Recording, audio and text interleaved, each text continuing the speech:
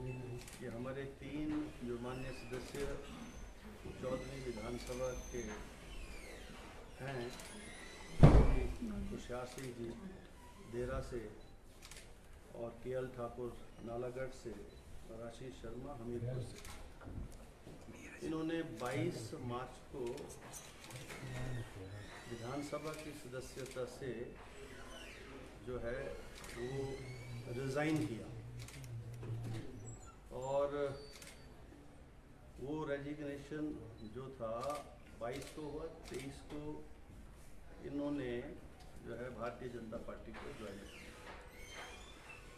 और इसकी इंक्वायरी थी। बीच में चुनाव था, सभी और पार्टीज़ जो हैं, जिसमें एक हमारे पास एक पटिशन भी आई जग सिंह नेगी जी की तरफ से एंटी डिफेक्शन लॉ में, उन सब की इंक्वायरी करने के बाद जो 3 माननीय सदस्यों ने जो अपने रेजिग्नेशंस दिए थे उनको मैंने एक्सेप्ट कर लिया है और वो तीनों अब जो हैं इस माननीय सदन के सदस्य नहीं रहे। They ceases to be a member of the 14th state assembly from today onwards.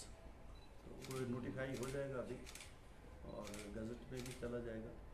तो ये ऑर्डर मैंने अनाउंस कर दिया। क्या उनके खिलाफ कोई दल बदल विरोधी कानून के तहत कार्रवाई की है या केवल स्वीकार किए गए इस्तीफे? दोनों के ही निष्कर्ष सेम।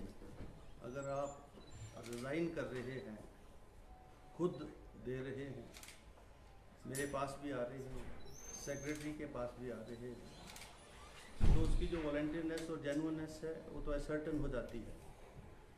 और उसके बाद जो दूसरी पटिशन जिसका जिक्र आप कर रहे हैं, जो एंटी डिफेक्शन लॉ में श्री जग सिंह नेगी जी ने दी, उसकी भी ब्रीफ इंक्वायरी हमने की है और उसके ऊपर हियरिंग भी है। अभी उस पिटीशन की अभी हियरिंग भी है, फाइनल हियरिंग भी है जिसको मैं जा रहा हूँ।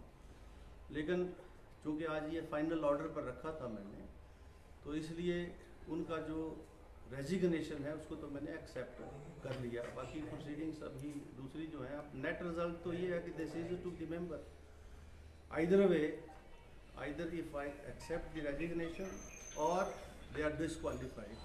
So this is a less harsh order which I am passing.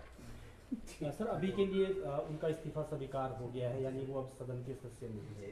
हाँ, सदन के एक्सेप्ट हो गया ऑर्डर जो है, अभी आपको मिल जाएगा साइट के ऊपर। अभी जो जगत सिंह नेगी की पिटीशन है उस पर फैसला कब आएगा सर? आपने कहा कि फाइनल हियरिंग है उस पर। उसका जो ऐसा है ना, नेट रिजल्ट तो यही है कि this is to be a member of the 14th assembly. इस 14वीं असेंबली के वो सदस्य नहीं रहे, उनका चाहे आप रेजिग्नेशन एक्सेप्ट कर लो, चाहे उनको डिसक्वालीफाई कर दो। तो मैंने एक हार्श ऑर्डर नहीं पास किया है, बड़ा जो है लेस हार्श ऑर्डर पास किया है। तो ये तो आप उसकी जो दूसरी पिटीशन है वो इनफ्रक्चुअस हो जाती है और जो इससे पेंडिंग मैटर जहाँ कहीं भी होंगे इस रिलेटेड इश्यूज से, वो सारे इनफ्रक्चुअस हो जाएंगे।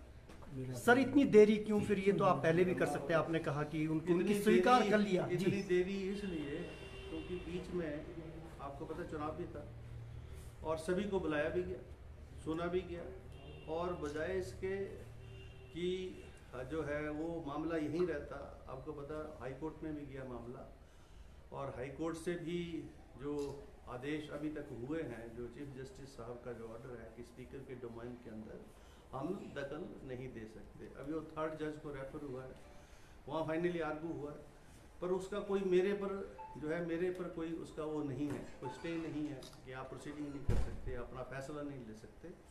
तो ये 2 महीने का समय जो है मिनिमम है, कुछ भी नहीं है, और इसमें इतना समय लगता है, टाइम भी देना पड़ता है, तो उस और जो रिकॉर्ड आया है उसको प्रोड्यूस भी करना पड़ता है। तो बड़ा डिटेल्ड ऑर्डर मैंने लिखा है, आप उसको देख लेंगे तो आपको खुद संतुष्टि हो जाएगी। धन्यवाद, थैंक यू।